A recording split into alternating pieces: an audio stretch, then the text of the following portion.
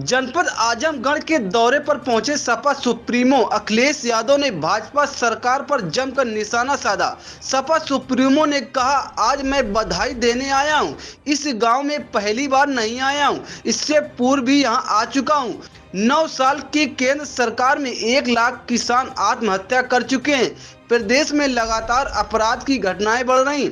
Sapa supremo Akhilesh Yadav ने कहा कि सपा लगातार कार्यक्रम कर रही है। आने वाले चुनाव में आजमगढ़ से ऐतिहासिक परिणाम आएगा। पूरे देश को यहां के परिणाम का इंतजार रहेगा। आजमगढ़ आने वाले चुनाव में सबसे बड़ी भूमिका निभाने जा रहा है।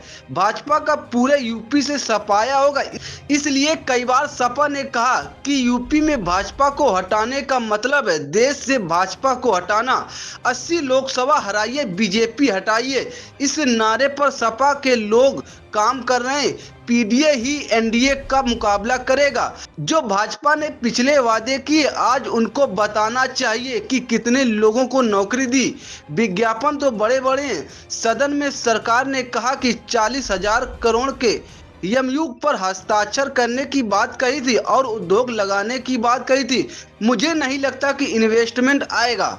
आज इनके पारिवारिक कार्यक्रम में शामिल होने आया हूँ और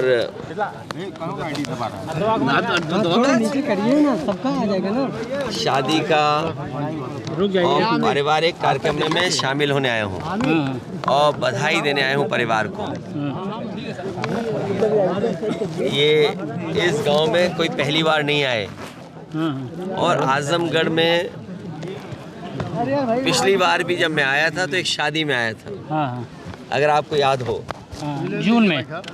और लगातार समाजवादी पार्टी कार्यक्रम कर रही है और मुझे उम्मीद है कि आने वाले चुनाव में आजमगढ़ से ऐतिहासिक परिणाम आएगा।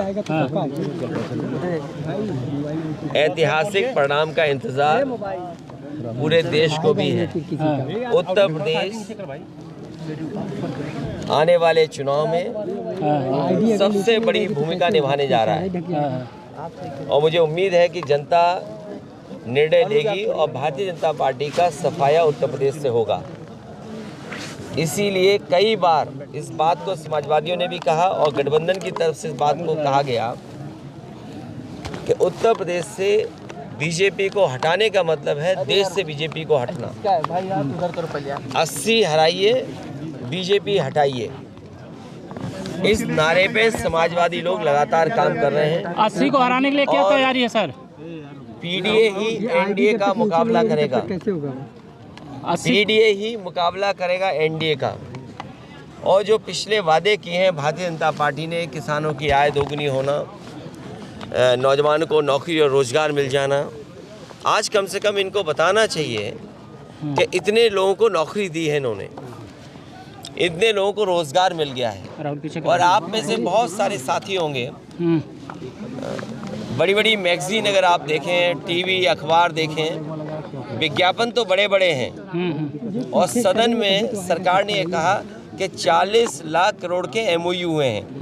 अगर 40 लाख करोड़ के एमओयू होंगे तो कम से कम आजमगढ़ में नहीं तो मऊ में नहीं तो जौनपुर नहीं तो बनारस, और बनारस नहीं तो गाजीपुर, बलिया या कम से कम गोरखपुर में इन्वेस्टमेंट तो आया होगा।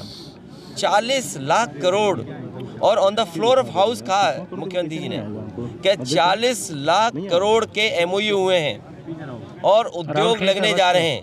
जिस सरकार के 2 साल यूं ही गुजर गए हों, तीसरा बजट आने वाला हो और उसके बाद ज़मीनें चिन्हित कर रहे हों कि हमें जिलों में ज़मीनें चाहिए तब इन्वेस्टमेंट आएगा, तो जिस सरकार ने तैयारी नहीं की, मुझे नहीं लगता है कि इन्वेस्टमेंट आएगा। आगे सपा सुप्रीमो अखिलेश यादव ने कहा कि आज बाजार में पहले से ज्यादा कैश मौजूद है। जिन लोगों ने कहा कि नोटबंदी से भ्रष्टाचार खत्म हो जाएगा, झारखंड में पैसा पकड़ा गया, वह किसका फॉलोवर है? 300 करोड़ से ज्यादा पैसे मिले। इसी तरह से यूपी में इत्र व्यापारी के यहाँ पैसा निकला था तो सरकार ने आरोप लगाया था कि यह पैसा समाजवादियों का है। चुनाव आने वाला, ऐसे में इत्र व्यापारियों से समाजवादियों की मदद तो कराओ। किसानों का धान नहीं खरीदा गया, घर घर बेरोजगार हैं, उन्हें कब नौकरी मिलेगी? कुछ लोग सब कुछ पा रहे हैं। आज बाजार में 70% से ज़्यादा कैश फ्लो कर रहा है। पहले से ज़्यादा कैश आज मार्केट में है। जिन लोगों ने ये कहा कि नोटबंदी होने से भ्रष्टाचार खत्म हो जाएगा, आपने, हमने, सबने तस्वीरें देखी हैं। और मैं धन्यवाद देना चाहता हूं तमाम अपने यूट्यूबर्स को, चैनल के लोगों को, जिन्होंने झारखंड में जो पैसा पकड़ा गया उसकी तस्वीरें, उसकी वीडियो दिखाई। तो आखिरकार किसका फेलियर है ये? जो सरकार ने नोटबंदी की हो और उसके बाद 300 करोड़ से ज़्यादा पैसा निकले। क्या इसी तरह उत्तर प्रदेश में याद कीजिए कि इत्र व्यापारी पे निकला था पैसा, और आरोप ये सरकार ने लगाया कि ये समाजवादियों का है। मैं तो बड़ी जिम्मेदारी के साथ आपसे कह रहा हूँ कि चुनाव आने वाला है, ये बीजेपी वालों ने जो आरोप लगाए थे, कम से कम उस इत्र व्यापारी से समाजवादियों की मदद तो कराओ। तो आपकी वो पॉलिसी फेल हो गई, किसान का धान नहीं खरीदा गया, घर घर बेरोजगार बैठे, उन्हें कब नौकरी मिलेगी? और फिर जाति जनगणना कब होगी? सामाजिक न्याय बिना जाति जनगणना के संभव नहीं है। कुछ लोग सब कुछ पा रहे हैं। आप बताइए कि वाइस चांसलर के अपॉइंटमेंट में किसको नौकरी मिल रही है? कौन है लोग वाइस चांसलर, कौन अपॉइंट हो रहे हैं? और वाइस चांसलर जिनको अपॉइंट कर रहे हैं वो कौन लोग नौकरी पा रहे हैं? उसका सरकार के पास क्या जवाब है?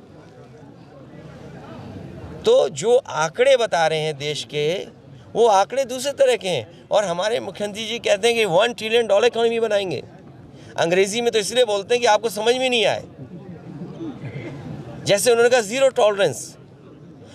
टॉलरेंस कानून व्यवस्था में, इसी गांव के आसपास, इसी विधानसभा के आसपास दूसरी विधानसभा में, बताओ एक राजभर की बेटी के साथ क्या हुआ? क्या ज़ीरो टॉलरेंस इनका ज़ीरो हो गया कि नहीं हो गया? और केवल एक घटना नहीं, आप पूरे उत्तर प्रदेश में देख लीजिए कितनी घटनाएं हो रही हैं। और जब एनसीआरबी का आंकड़ा आता है तो उसमें सबसे ज़्यादा बेटियां, माताएं, बहनों पे कहीं अन्याय हो रहा है तो उत्तर प्रदेश में हो रहा है। और फिर आप ये क्यों भूल जाते हो? अभी शहीद हुए हैं लोग, हमारे फौजी शहीद हुए, और जब शहीदों का शरीर आया, पार्थिव शरीर आया, तो अधिकारियों के निर्देश ये थे कि उस कॉफिन को खोला नहीं जाएगा क्योंकि उसके अंदर कुछ था ही नहीं। और फिर हमारे आपके रक्षा मंत्री कहाँ गए? उन परिवारों के बीच में बैठने गए जिन परिवारों के सदस्यों की जान ले ली। क्या अधिकारियों पे उंगली नहीं खड़ी हुई? प्रश्न नहीं खड़े हुए? जब से इनकी सरकार आई है, सरकार हमें आंकड़े दिखाए, जनता को बताए कि कितने लोगों की जान गई है, शहीद कितने हो गए। वो आंकड़े कहाँ हैं? हर महीने कहीं ना कहीं हमें खबरें मिलती हैं, सुनने को मिलता है कि इसकी जान चली गई। और आज अधिकारियों के ऊपर प्रश्न लग गया है कि जिन लोगों की जान गई है वो कौन लोग हैं? निर्दोष थे। और फिर एनसीआरबी का आंकड़ा पलट गया। आप जब से इनकी सरकार आई है 1 लाख किसान आत्महत्या कर चुका है। इन तमाम मुद्दों पर 1 लाख किसान आत्महत्या कर चुका है। तो ये तमाम वो सवाल हैं जो समाजवादी पार्टी लगातार